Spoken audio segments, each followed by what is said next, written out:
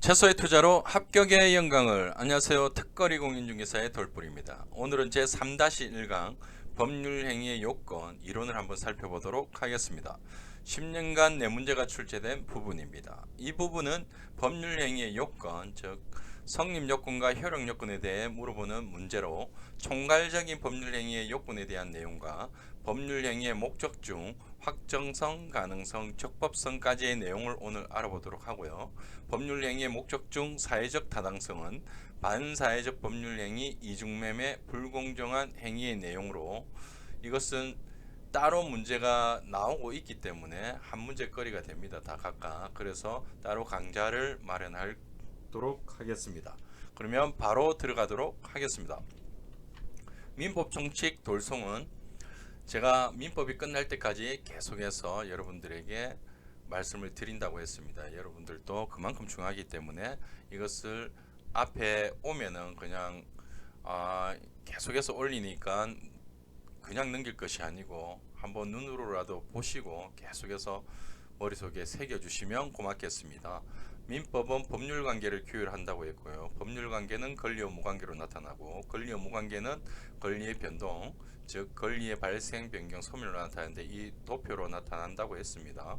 그 중에 법률요건 즉 법률행위는 의사표시를 필수 불가결의 요소로 하는 법률요건으로 당사자가 의혹한 대로 법률효과가 발생한다 했고요. 그 법률행위가 완전한 효력을 발생하기에 성립요건과 효력요건이 필요하다고 했습니다. 그것을 조금 더 자세히 살펴보면 성립요건은 일반적과 특별 성립요건을 나누는데 성립과 불성립의 문제라고 했고요. 일반적 성립요건에는 당사자, 법률행위의 목적, 의사가 있어야 되고 특별 성립요건에는 법인 설립 행위에 있어서의 설립 등기, 유언에 있어서의 일정한 양식, 형식적 신분행위 즉 혼인, 이혼, 인지, 임약 등에서는 신고가 있어야 되고 요물계약에 있어서는 물건의 인도와 지정행위의 완료, 계약에 있어서는 승낙과 청약, 의사표시의 합치가 있어야 된다. 이런 것들은 문제가 나왔을 때 이걸 무슨 논리적으로 접근을 해서 풀기는 어렵습니다. 그렇기 때문에 이런 것이 있구나, 이런 것들은 학자, 민법을 아주 공부를 많이 하신 분들이 이렇게 정립을 시켜 놓은 거기 때문에 우리는 그냥 시험장에서 이런 걸 외우고 가서 시험 문제를 맞추면 되는 거지, 이걸 갖다가 하나하나 뜯어서 무슨 본인의 논리대로 해서 암기를 하시려고 하면 안 됩니다. 그냥 이런 내용은 이런 게 있구나, 요거는 성립 요건에 해당되구나, 그렇게 좀 외워주시길 부탁드리겠습니다. 효력 요건은 일반적 효력 요건과 특별 효력 요건을 나누고 유효, 무효, 취소의 문제라고 했습니다. 일반적 효력 요건은 성립 요건의 일반적 성립 요건을 조금 더 구체화했다 이렇게 생각하시면 되겠습니다. 당사자가 권리 능력, 행위 능력, 의사 능력이 있어야 되고 법률 행위의 목적이 확가적사여야 된다. 그리고 의사 표시에 있어서 의사 표시는 일치하고 의사 결정 과정에 하자가 없어야 된다. 특별 효력 요건에는 대리권에 있어서의 대리권의 존재, 조건의 성취, 기한의 도래, 유언자의 사망, 물권 변동에 있어서의 등기, 토지거래 허가 구역 내의 토지거래 계약에 있어서의 관할 간청의 허가, 학교법인의 기본예산 처분에 있어서의 관할 간청의 허가, 이런 것들이 있다. 이거는 제가 조금 이따가 이런 법의 내용을 통해서 이렇게 이것들이 해석이 된 건데 법의 내용을 한번 보면서 이런 내용이 있었어, 이렇게 되어가 있구나. 그건 참고 삼아 제가 법을 뒤쪽에 올려서 여러분께 설명을 드릴 건데, 그렇다고 하더라도 그거는 참고 삼아 한번 보시는 거고, 결론적으로는 이 특별 효력 요건과 성립 요건을 암기를 해 주셔야 되는 부분입니다. 이게 섞였을 때 나중에 헷갈리는 부분이기 때문에 그걸 시험 문제를 봤을 때 내가 무슨 어떤 논리로 이걸 구분해 보겠다, 그건 사실상 조금 어렵기 때문에 조금 계속해서 보면서 암기를 좀 해주시기 바랍니다. 그러면 그 다음 부분은 지금 일반적 성립 요건과 효력 요건의 일반적인 총괄적인 문제가 나왔을 때 이렇게 놓을 것이고요. 좀 더 구체적으로 들어갔을 때는 법률 행위의 목적 부분의 확정성, 가능성, 적법성의 문제가 같이 섞여서 나중에 사회적 타당성의 판례 부분 또 섞여서 나오기 때문에 일단 오늘은 적법성까지 한번 보자고 했습니다.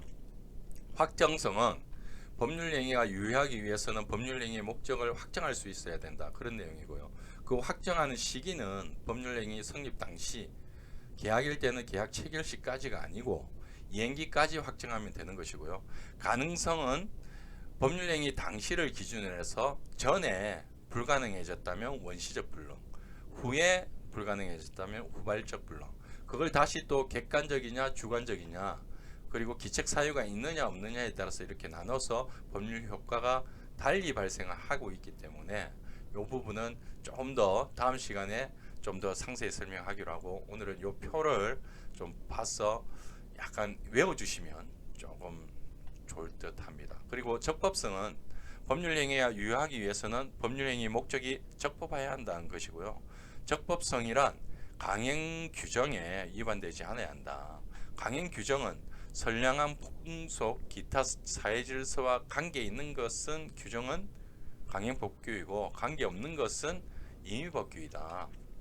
강행 규정의 종류에는 단속법규와 효력법규가 있다. 이건 다수설에 의해서 나눠주는 것이고요. 단속법규는 행정 목적을 위해서 사법상의 행위의 효력에 영향이 없다. 이것이고요. 그리고 효력법규는 단속은 물론 사법상의 행위의 효력도 있다. 이렇게 정의가 되고 있습니다. 오늘 민법의 흐름도에서 저희가 배울 부분은 성립요건과 효력요건 중에 학과 적까지 포함해서 알아본다고 했습니다. 그러면 이런 부분을 들어가면요, 앞서 설명드렸다시피 성립요건은 성립과 불성립의 문제이고 이런 것들이 있다 했고요. 성립요건은 보시면은 법률행위가 법률행위로서 인정받기 위해 외형적 요건을 말하고, 효력요건은 법률행위가 그 내용대로 효력을 발생하기 위해 필요한 요건이다. 이렇게 정의를 하고 있는데요. 사실 뭐지 이런 생각이 좀 들 수가 있습니다. 그러니까 요거는 그렇구나. 그래서 이걸 이렇게 나누는데 이걸 내가 생각해서 나누기는 어려우니까 나눠 놓은 걸 그냥 암기하는, 그렇게 해주셨으면 좋겠습니다. 효력요건은 유효 무효 취소의 문제고요. 일반적 효력요건과 특별 효력요건이 있다고 했고요. 그 중에 기출문제에서 농지법상 농지 취득 자격 증명은 여기 특별 효력 요건에 들어가지 않습니다. 보시는 바와 같이 구분해서 좀 생각해 주시기 부탁드립니다. 법률행위 특별 성립 요건이 아니고 여기 오타인데요. 특별 효력 요건이죠. 효력 요건에 이런 오타가 있더라도 여러분이 좀 찾아서 애교 있게 봐주셨으면 좋겠습니다. 효력 요건 중 적법성은 강행규정과 임의규정으로 나누고, 강행규정은 다시 효력규정과 단속규정으로 나눈다고 했습니다. 거기에 이 단속법규에 해당하는 경우 8가지와 효력법규에 해당되는 7가지가 있습니다. 이것은 판례가 이렇게 보고 있기 때문에 여러분들이 보셔가지고 구분점을 나누어서 어느 쪽 한쪽을 확실히 알면 되겠죠. 그래서 암기를 좀 해주셔야 되는 부분입니다. 우선 이런 많은 암기 부분은 계속 차츰해서 가다 보면은 자연스럽게 눈에 익고 암기가 될 수 있으니까 너무 부담을 가지지 마시고, 여기에 어디 부분에 나온다는 부분만 지금 숲을 보는 게 중요하니까요. 그 부분에 좀 집중해 주시기 바랍니다. 그리고 법률행위 특별 성립 요건에 이제 들어가 보면요, 설립 등기와 일정한 양식 신고가 있겠습니다. 요 관련 법령을 제가 민법의 조항들을 찾아놨는데요. 거기에 내용을 보시면 설립 등기를 함으로써 성립한다. 여기에 보면은 일정한 방식에 의하지 않으면 효력이 발생하지 않는다. 이런 식으로 조항들이 있습니다. 그 조항을 한번 참고해 주시고요. 이런 거를 법학자들이 그 내용을 보고 이렇게 정리를 해 놓은 거기 때문에 제가 좀 참고 이해를 높이기 위해서 이 법률 조항들을 찾아서 나눠놓은 것이니까, 그거를 갖다가 이걸 뭐 조항을 외우고 그러실 필요는 없습니다. 요 중요한 것은 성립 요건에 설립 등기가 있고 일정한 양식 신고가 있다. 이걸 외우는 게 중요한 거고, 그걸 외우기 조금 더 잘 외울 수 있도록 제가 법 조항을 찾아 놓은 것이니까요. 그걸 좀 참고해 주시기 바랍니다.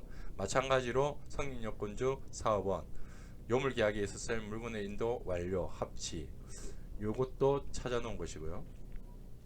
법률행위의 특별 효력 요건 요 부분도 제가 그 민법 조항들을 찾아놓은 것입니다. 그래서 한번 보시면 되겠습니다.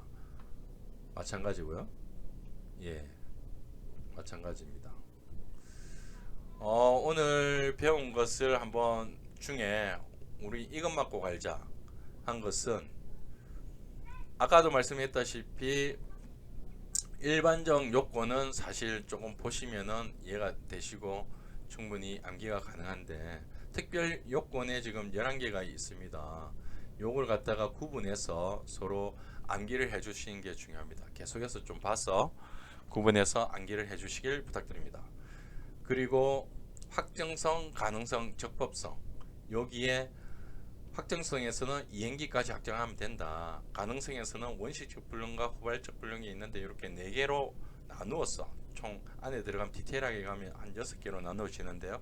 거기에 법률 여기에 이렇게 해당되면 어떻게 무슨 법리로 어떻게 해결을 할 것인가 그게 나와 있으니까 그걸 좀 암기를 해주시고 적법성에는 적법성엔 강행 규정과 임의 규정이 있고 강행 규정에는 다시 단속과 효력이 있다. 그걸 좀 나눠서 알아주시면 고맙겠습니다. 그러면 기출문제 출제된 거를 한번 보면요. 2017년 제28회 기출 A형 45문 문제였습니다. 다음 중 무효가 아닌 것은 이렇게 대가 있었고요. 그리고 2013년 제24회 A형 42번 문제 법률행위의 효력이 발생하기 위한 요건이 아닌 것은 그리고 2010년 제21회 기출 A형 56번 문제 다음 중 효력 규정이 아닌 것은 2009년 제20회 기출 A형 67번 문제였습니다. 법률 행위에 관한 설명으로 옳은 것은 이렇게 되어 있습니다. 자, 총 4문제가 있었는데요. 다음 시간까지 제가 이거 정리한다고 좀 시간이 많이 걸려서 원래 좀 강의 자료를 토요일이나 이렇게 올려드려야 되는데 조금 늦었습니다. 좀 이해를 부탁드리고요. 한번 풀어보시고 제가 곧 그 기출문제 해설을 담은 강의를 올리도록 할 테니까요. 그때까지 한번 문제를 좀 풀어보시기 바랍니다. 앞에 강의 자료만 가지고 좀 안 되는 부분도 있을 수 있는데요. 그것은 문제를 풀 때 항상 다 알고 풀 수는 없습니다. 객관식 문제는 내가 아는 걸 가지고 푸는 게 중요합니다. 진짜 자기가 너무 공부를 열심히 했다고 손치더라도 들어가면은 내가 모르는 부분이 나올 수 있기 때문에 제가 각자 돌뿌리뿐만 아니고 각자가 알고 있는 지식을 가지고 거기에서 문제를 풀 수 있는 능력을 키우는 게 중요하겠습니다. 여기에 강의 자료가 실려져 있는 것만 가지고도 제가 볼 때는 풀 수는 있으리라 생각합니다. 그러니까 한번 그걸 가지고 세모 모르는 건 세모로 하시고 아는 건 동그라미 아닌 것은 X 이렇게 해서 문제를 한번 풀어보시기를 부탁드립니다.